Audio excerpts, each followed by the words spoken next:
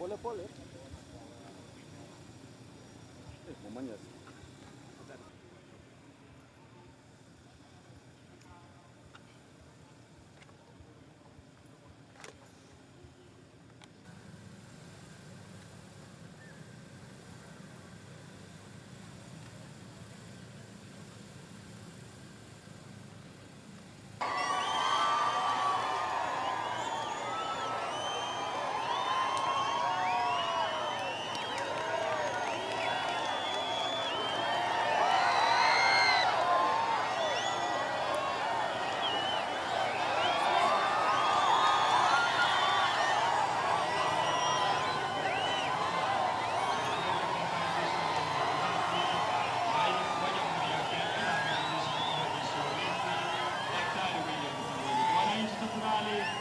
Beneficio kule pembeni.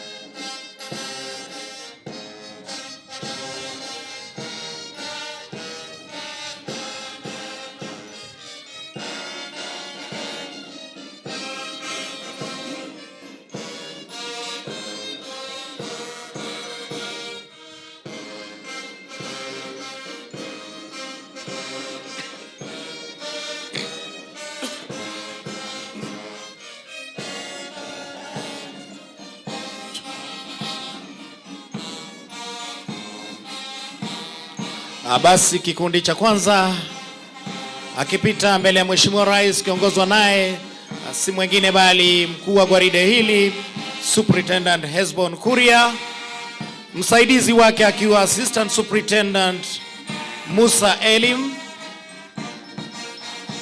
Platoon Commander Chief Inspector Mark Ochola wakisaidiana na Chief Inspector Joan Kulei. Platoon Sergeant akiwa ni Senior Sergeant Rebecca Opio.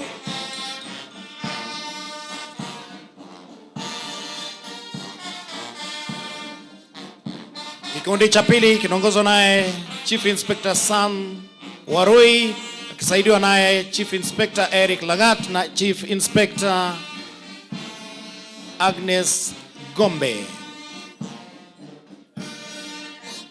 Platoon Sergeant akiwa Senior Sergeant Michael Kimuyu.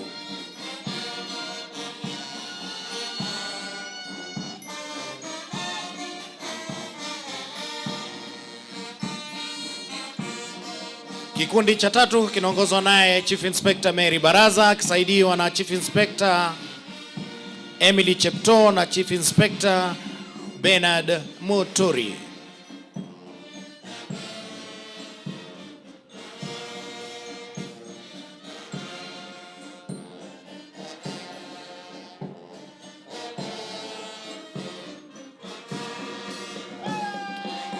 Platoon Sergeant akiwa Senior Sergeant Bidi Salim. Kikundi cha nne kinaongozwa naye Chief Inspector Esther Nachu kisaidio na Inspector Beatrice Nabuyaya na Inspector Steven Mushemi.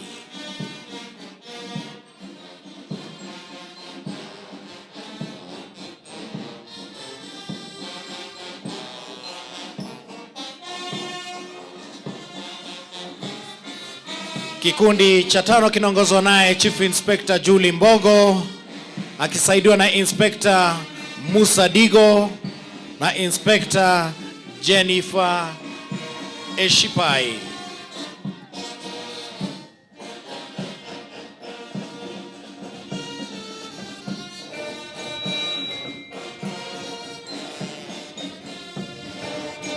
Platoon Sergeant akiwa ni Senior Sergeant Jul Omolo. Kikundi cha sita kinaongozwa naye Chief Inspector Otieno Otieno kisaidiwa na Inspector Evelyn Mwangala na Inspector Judy Mungai.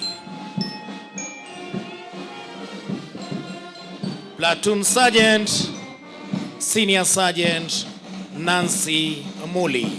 Oath of office. I do hereby swear by Almighty God that I will faithfully bear true allegiance to the President as the Commander-in-Chief of the Kenya Defence Forces and to the Republic of Kenya, that I will faithfully serve the President and the Republic as an officer of the National Youth Service,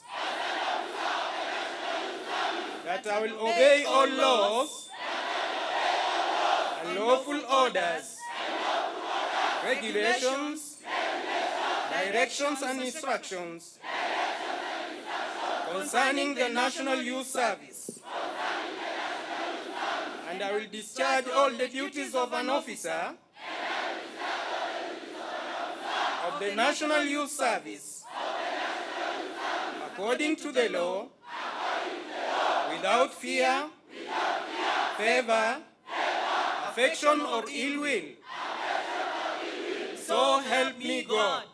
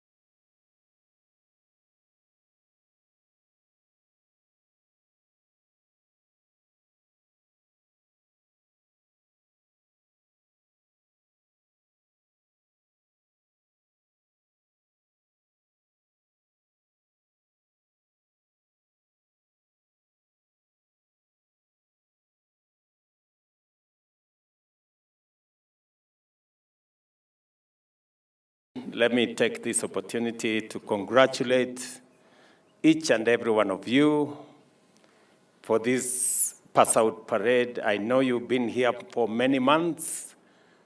Today, you get to meet your families, and I know this is a very proud moment for you.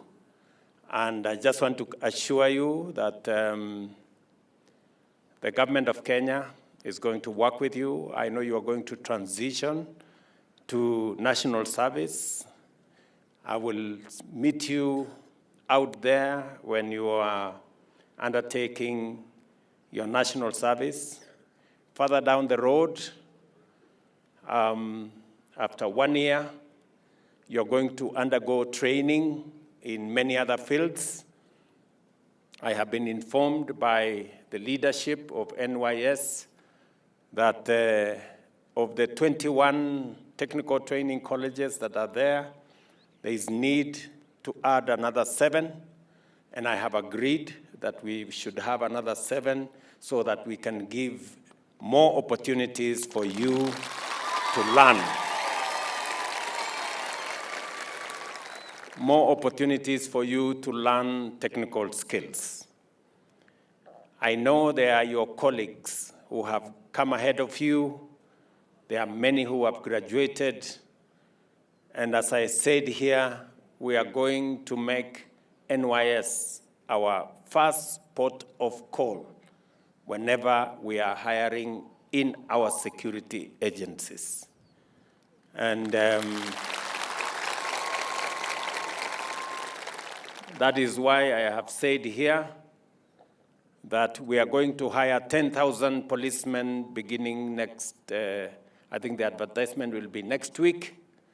Of the 10,000, 4,000 must be NYS graduates. They must come from here. Because I know this is where we nurture patriotism. This is where Kenyans who believe in our country, the seeds of nationalism, the seeds of patriotism, the seeds of believing in ourselves are taught in this campus. And that is why we want to tap into that resource to inform our nation building. So congratulations to you, to your parents. You have an opportunity, and as I said 2 years ago, our intake was 10,000. I'm happy that today we have 18,000. Going forward, we're going to have 20,000 every cycle so that we can give more opportunities to more young people in very different parts of our country. NYS is the most grassroots recruiting agency. It recruits from every ward and every village, and it must continue like that. The Bible says, let nobody despise humble beginning. And as I told you in my statement, it is not where you started. It is what will you do that determines your next destination. You may start small, but with conviction, with a big dream, with consistency, with persistence, with commitment, your end could be greater than your beginning. So even though you start today here in NYS, you can end anywhere depending on what you do. So, good people, my sons and daughters, let me tell you, the future is great for you and for Kenya. We just need to work on it. And as I said here, there is absolutely no reason why Kenya cannot attain a first world status the way Singapore did, the way Malaysia has done, the way South Korea has done, the way Japan has done, because they were where we are today one day. But they did whatever they did to get wherever they have got, and we must do it the Kenyan way. And I believe in this country, the same way I believe in you, that together we can take this country to the first world, working together. So again, you are the greatest resource we have as a nation. The single biggest asset that we have as a nation is your energy, your strength, your education, your passion, what you can do for this great nation we all love called Kenya. I want to tell the NYS leadership, today we have 13,000 men and just under 5,000 women in this graduation. I believe we can do better. We must have more women joining the National Youth Service. We should try and get it. We should try and get it as close as possible to 50-50. It is possible. So that our girls, our women can find their way into training, into national service, and into jobs going into the future. I am very proud that today is a pass out of the largest cohort of officers, 18,000, the largest in the history of the National Youth Service.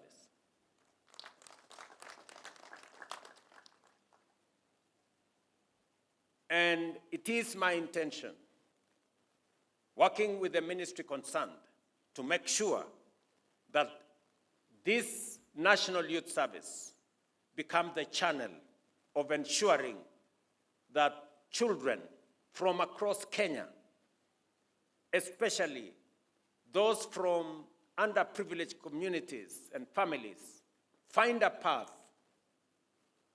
to the future by using the platform of the National Youth Service.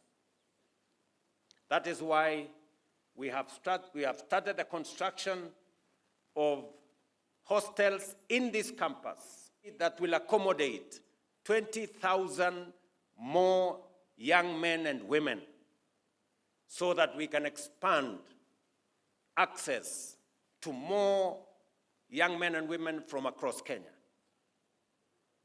I am informed that there is a problem with the kitchen here, that it is very old and doesn't have the requisite equipment.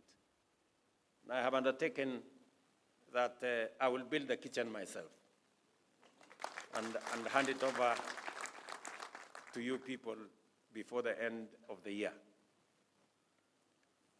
And continue to improve the facilities in this campus and all the other National Youth Service campuses across Kenya so that we can tap into the tremendous potential that National Youth Service presents to us, and especially to the young people of our nation.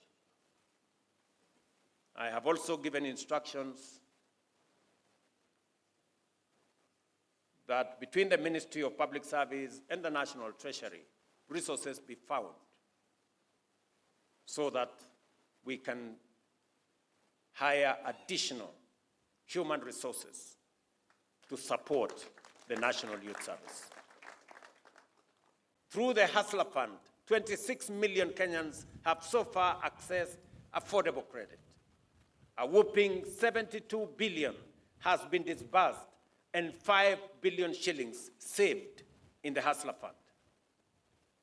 In addition, more than 5 million young Kenyans have improved their credit scores, opening doors to bigger loans of up to 150,000 and new opportunities for enterprise. For those whose dreams reach beyond our borders, we are creating secure pathways to global opportunities. Labor mobility agreements with Germany, Canada, and Gulf states have already enabled 430,000 young Kenyans in the last 2 years to secure decent jobs abroad in different countries and incomes that uplift families and strengthen our economy. We are now negotiating more agreements to open more doors for even more of our skilled, tech-savvy young people to thrive on the world stage. To support them, the WESO Fund and the Youth Enterprise Development Fund are financing air tickets, visas, and settlement costs, while also providing pre-departure training and certification. Within the last 1 year, 244 million shillings enabled 2,300 to take up international jobs. At the same time, the National Youth Opportunities Towards Advancement, commonly known as NYOTA project, is now building on the past success. Over 1 million applicants were received this year, with interventions ranging from access to government procurement opportunities, training for 600,000 young people in business support, and business support for 110,000 entrepreneurs. To you, graduating today, the road ahead is full of promise and opportunity. Some of you will advance into higher training in agriculture, ICT, engineering, and hospitality, becoming the skilled professionals who will drive our industries forward. Others will join our disciplined services, standing guard over our nation's peace and security. And I have already given instructions to the Ministry of Interior that next month, when we hire 10,000 police officers, of the 10,000, 4,000 must come from the National Youth Service. Many more of you will venture into private enterprise, powered by the Hustler Fund, NYOTA, and other initiatives that are turning ideas into thriving businesses. Wherever your path leads you, each of you carries responsibility and the privilege of building Kenya's future. And my message to you is simple. Hard work, courage, and faith will carry you further than privilege ever could. From this day, go forward in confidence, serve with pride, innovate with boldness, and strive with conviction. Congratulations on completing this course. You will now transition into public service or national service, as they call it at the NYS. I will be seeing you in different parts of our nation as you serve our nation with patriotism, commitment, and professionalism. When the NYS was founded 61 years ago, it was designed to equip young Kenyans with education, with skills, and national cohesion. Today, the challenge has grown. Nearly 1 million young Kenyans join the labor market every year, but too many are without opportunity. That is why we are implementing a bold, multi-pronged strategy to create jobs, expand opportunities, and empower every young Kenyan. We are modernizing our education and training systems, technical training and vocational education and training institutions have expanded from 180 learners in 2018 to over 700,000 today.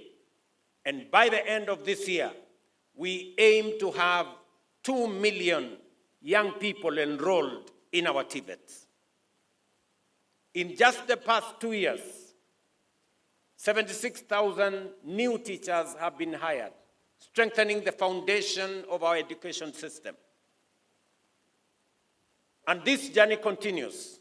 In January 2026, we will bring on board an additional 24,000 teachers, raising the total number recruited within 3 years to 100,000. This scale of investment in our educators is unmatched in Kenya's history, and it is a clear demonstration of the government of Kenya's steadfast commitment to teacher empowerment and to securing the future of our children through quality education under this administration. We are reforming NYS itself. Recruitment is expected to expand from 20,000 to 100,000 by 2028.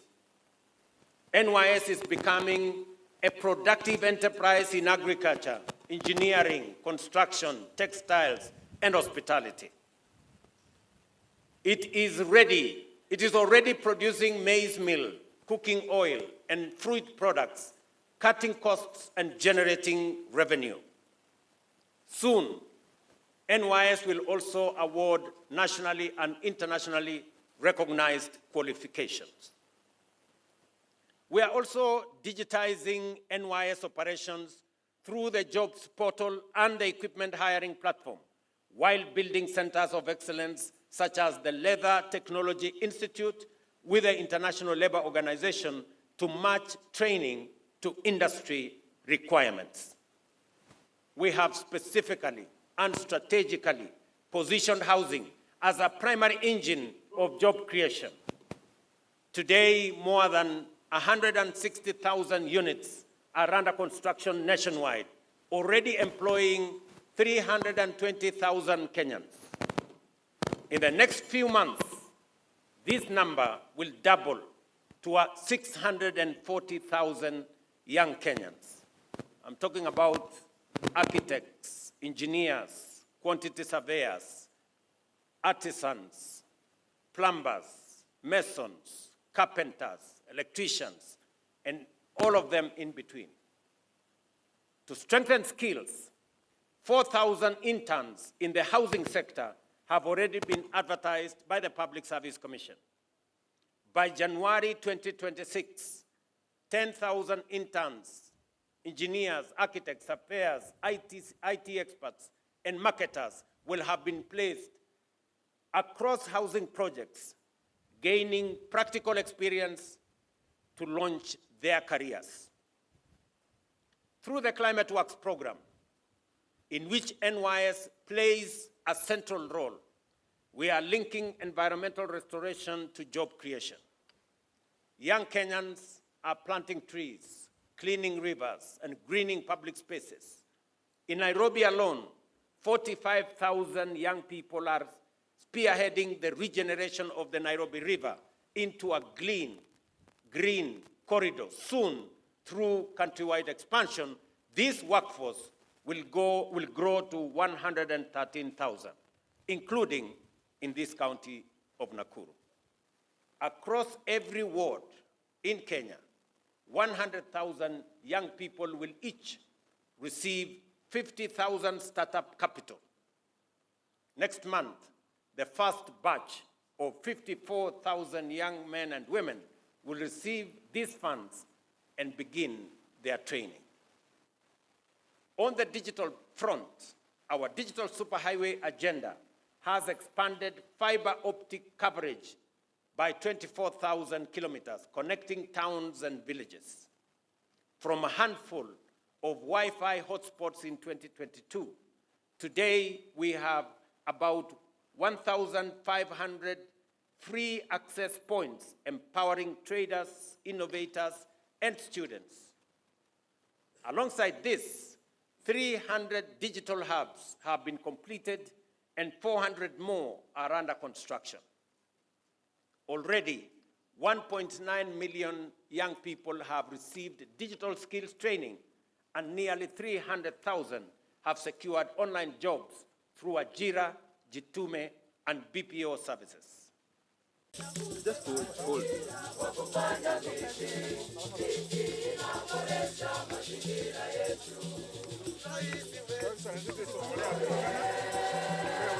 Good.